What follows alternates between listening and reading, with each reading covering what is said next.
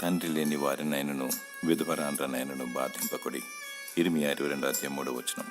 తండ్రి అయిన దేవుని ఎదుట పవిత్రమును నిష్కలంకమైన భక్తి ఏదనగా దిక్కులేని పిల్లలను విధవరాండ్రను వారి ఇబ్బందులు పరామర్శించుటయు ఇహలోక మాలిన్యము తనకంటకుండా తాను కాపాడుకొనుటయునే. నేను దేవుని ప్రేమించుచున్నానని చెప్పి సాటి మానవుని ద్వేషించిన ఎడల ఏమి ప్రయోజనము? నీవు చూస్తున్న నీ సహోదరుని ప్రేమించనిచో దేవుని ఎలా ప్రేమించగలవు?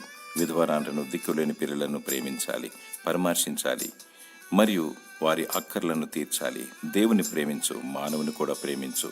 నీ క్రియలు దేవునికి ఇంపైనవిగా ఉండాలి. ప్రతివాని క్రియల లెక్క దేవుని యొద్ద కలదు. ముసలి ప్రాయంలో ఉన్న బీద విధవరాండ్రను బాధించకూడదు. తండ్రిని కోల్పోయిన అనాథ పిల్లలను ఆదరించు, బాధించకు. దేవుడు నిన్ను దీవిస్తాడు, నీకు ప్రతిఫలమిస్తాడు, పరలోక రాజ్యమును నీకు అనుగ్రహిస్తాడు. దేవుడు నిన్ను నీ కుటుంబాన్ని దీవించునుగాక. ఆమేన్.